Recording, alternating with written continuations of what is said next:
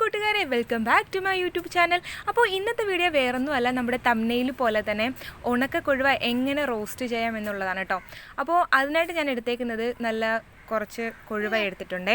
അപ്പോൾ ആ കൊഴുവയുടെ തലയും വാലും ഒന്നും കളയാത്ത കൊഴുവയായതുകൊണ്ട് ഞാൻ വെള്ളത്തിൽ കുതിർത്തിട്ടിട്ടുണ്ട്. അപ്പോൾ അത് നമുക്ക് നല്ലോണം വൃത്തിയാക്കിയിട്ട് ആ തലയും വാലും ഒക്കെ കഴുകി എടുക്കണം.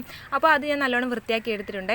അപ്പോൾ അതിനകത്തേക്ക് ഇനി ചേർക്കേണ്ട ചേരുവകളെന്ന് പറയുന്നത് കുറച്ച് മുളക് പൊടിയും കുറച്ച് മഞ്ഞൾപ്പൊടിയും കുറച്ച് മസാലപ്പൊടി, ഇച്ചിരി ഉപ്പും കൂടി ഞാൻ ചേർത്തിട്ടുണ്ട്. കാര്യം നമ്മുടെ കൊഴുവ കഴുകി വൃത്തിയാക്കിയപ്പോഴത്തേന് അതിൻ്റെ ഉപ്പെല്ലാം നല്ലോണം പോയിട്ടുണ്ട്. അങ്ങനെ ഞാൻ ഇതെല്ലാം കൂടി നല്ലോണം കുഴച്ച് വെച്ചേക്കുവാണ്. നമുക്കിത് കുഴക്കുമ്പോഴത്തേനും കുറച്ച് ഡ്രൈനെസ് ഫീൽ ചെയ്ത് കഴിഞ്ഞാൽ എന്ത് ചെയ്യണമെന്ന് അറിയാമോ? കുറച്ച് വെള്ളം ചേർത്തേക്കണം. കുറച്ച് മാത്രം ചേർത്താൽ മതി കേട്ടോ.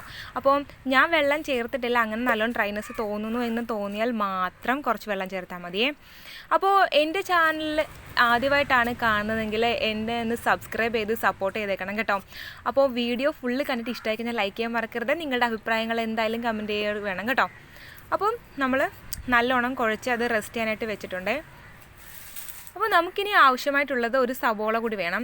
അപ്പോൾ ഒരു ചെറിയൊരു സവോള ഞാൻ എടുത്തിട്ടുണ്ട് ഇതിനായിട്ട്. വേറൊന്നും വേണ്ട, സവോള മാത്രമേ എടുത്തിട്ടുള്ളൂ. അപ്പോൾ ഈ സവോള തൊലിയെല്ലാം കളഞ്ഞ് അരിഞ്ഞ് ഞാൻ വെച്ചിട്ടുണ്ട്. അപ്പോൾ നമ്മുടെ ചട്ടി ചൂടായിട്ടുണ്ട്. അപ്പോൾ അതിനകത്തേക്ക് കുറച്ച് വെളിച്ചെണ്ണയാണ് ഞാൻ ചേർത്ത് കൊടുക്കുന്നത്. നമുക്ക് വേണമെങ്കിൽ ഓയിലില്ലേ, മറ്റേ പാം ഓയിലോ അല്ലെങ്കിൽ സൺഫ്ലവർ ഓയിലോ എന്ത് വേണമെങ്കിലും ചേർക്കാം, ഒരു കുഴപ്പമില്ല. ഞാൻ കൂടുതലും വെളിച്ചെണ്ണയാണ് കേട്ടോ ഉപയോഗിക്കുന്നത്. അപ്പോൾ ഇതിനകത്തേക്ക് നമ്മൾ കുറച്ച് കറിവേപ്പില ചേർത്ത് കൊടുത്തിട്ടുണ്ട്. അപ്പം കറിവേപ്പില ഏകദേശം മൂത്ത് വരുന്നുണ്ട്. കറിവേപ്പില നല്ലോണം മൂത്ത് കഴിയുമ്പോഴത്തേനും നമ്മുടെ ആ കൊഴുവ മസാല ചേർത്ത് വെച്ചിരിക്കുന്നത് ഇതിനകത്തേക്ക് ഇട്ട് കൊടുക്കാം. എന്നിട്ട് നല്ലോണം ഒന്ന് മുരിച്ചെടുക്കണവേ. അതായത് ഇങ്ങനെ കട്ട കെട്ടാത്ത രീതിയിൽ എല്ലാം ഒന്ന് ഇളക്കി എല്ലാ വശത്തേക്കും ചെല്ലുന്ന രീതിയിലേക്ക് മാറ്റി ഇങ്ങനെ ഇടുക. അപ്പോൾ അവിടെ കിടന്നത് മുരിഞ്ഞോളും. കുറഞ്ഞ ഫ്ലെയിമിലിടുക.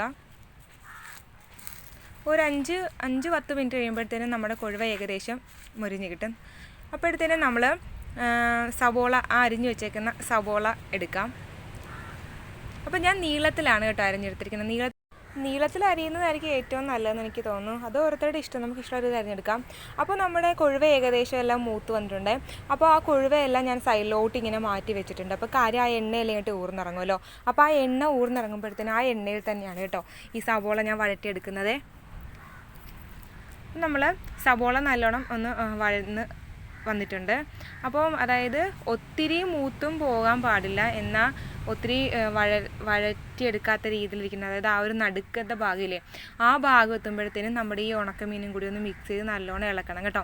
എന്നിട്ടും പിന്നെയും കിടന്നിട്ട് പിന്നെ എല്ലാം കൂടി ഒന്ന് ഇളക്കി ഒരു കുറഞ്ഞ ഫ്ലെയിമിൽ കിടന്ന് നമ്മുടെ ആ സവോളയെല്ലാം നല്ലോണം പിടിക്കണം. അപ്പോൾ ഏകദേശം നമ്മുടെ കൊഴുവ ഫ്രൈ റോസ്റ്റ് റെഡി ആയിട്ടുണ്ട്. അപ്പോൾ എല്ലാവരും ഒന്ന് ട്രൈ ചെയ്ത് നോക്കണം. വീഡിയോ ഇഷ്ടപ്പെട്ട് കഴിഞ്ഞാൽ ലൈക്ക് ചെയ്യാൻ മറക്കരുത്. എൻ്റെ ചാനൽ ആദ്യമായിട്ടാണ് കാണുന്നതെങ്കിൽ ഒന്ന് സബ്സ്ക്രൈബ് ചെയ്ത് ചാനൽ സപ്പോർട്ട് ചെയ്തേക്കണേ. അപ്പോൾ പുതിയൊരു വീഡിയോ ആയിട്ട് വരുന്നവരേക്കും tata bye bye. Okay, see you. അപ്പോൾ താങ്ക് യു ഫോർ വാച്ചിങ്.